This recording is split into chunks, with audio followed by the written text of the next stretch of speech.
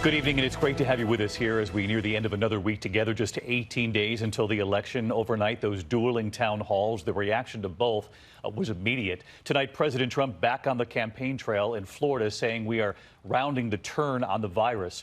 Joe Biden in Michigan pointing to the numbers. Hospitalizations rising in 39 states, arguing we're not turning the corner, that it's getting worse with the colder weather here and Americans heading back indoors. President Trump, knowing he needs seniors, appealing to them in Florida again today, making a new promise to them. Joe Biden saying the scientists have been warning it could get worse, that we could see another wave as we head into fall and winter. And tonight, the numbers across more than 36 states. It all comes after those dueling town halls overnight, both candidates taking questions from voters, President Trump making news with what he would not say, and Joe Biden making headlines on the Supreme Court, among other issues, and making an impression by staying well after the town hall, still answering questions. ABC's chief White House correspondent Jonathan Karl leading us off tonight. Donald Trump is in Florida today, pleading for support from seniors, a group he won easily 4 years ago, but is struggling with this year, in part because of his handling of COVID-19. Today, he made them this promise. Seniors will be the first in line for the vaccine. The light at the end of the tunnel is near. We are rounding the turn. Campaigning in Michigan today, Joe Biden shot back, saying the president is lying about a pandemic that by any measure is taking a turn for the worse. Turn the corner. My Lord, it's not disappearing. In fact, it's on the rise again. It's getting worse as predicted. During last night's dueling town halls, the president insisted he's long known the dangers of COVID-19, but he didn't want people to panic. I don't want to go out and say everybody's going to die. Today, Biden said the one who panicked was Trump. And the reason he lied again to the American people? Well, he said he didn't want to panic the American people. Americans don't panic.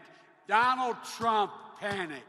In the first debate, President Trump declined to denounce white supremacists. In last night's town hall, he praised the fringe conspiracists of QAnon, who law enforcement warns pose a potential terror threat.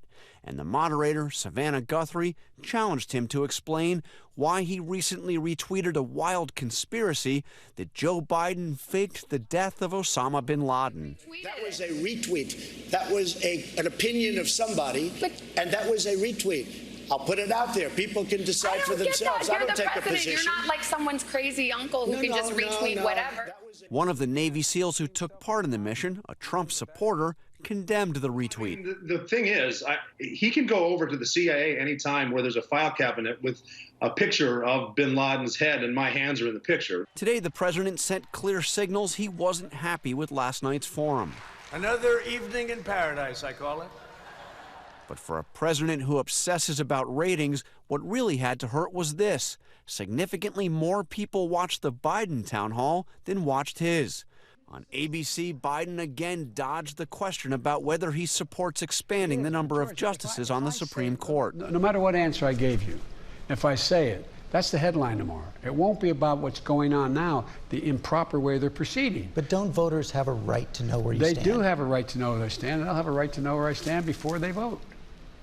So you'll come out with a clear position before Election Day? Yes, depending on how they handle this. In a sign of the Trump campaign's troubles, Republicans are starting to criticize him. In a call with his constituents, Nebraska Senator Ben Sasse said he is worried that Trump will lose and bring down the Republican Senate, too. The United States now regularly sells out our allies under his leadership. The way he treats women and spends like a drunken sailor, the way he mocks evangelicals behind closed doors. His family has treated the presidency like a business opportunity. He's flirted with white supremacists. And this week, two of the most popular Republican governors in the country, Charlie Baker of Massachusetts and Larry Hogan of Maryland, announced they would not be voting for Trump. All right, let's get right to John Karl with us live tonight from Washington. And John, we're learning tonight that former President Obama will hit the campaign trail for the first time with a stop in Philadelphia next Wednesday for Joe Biden. And John, I know you're also following other news coming in tonight about President Trump's personal lawyer, Rudy Giuliani. Reports the White House was warned that Giuliani had become the target of a Russian intelligence operation. David, ABC News has confirmed a report first in the Washington Post that U.S. intelligence warned the White House that Russian operatives were trying to influence Giuliani in a bid to get him to pass misinformation onto the president. This, David, was during a time when Giuliani was traveling to Ukraine, trying to dig up dirt on the Bidens. John Carl leading us off again tonight. John, thank you. Hi, everyone. George Stephanopoulos here. Thanks for checking out the ABC News YouTube channel. If you'd like to get more videos, show highlights, and watch live event coverage, click on the right over here to subscribe to our channel. And don't forget to download the ABC News app for breaking news alerts. Thanks for watching.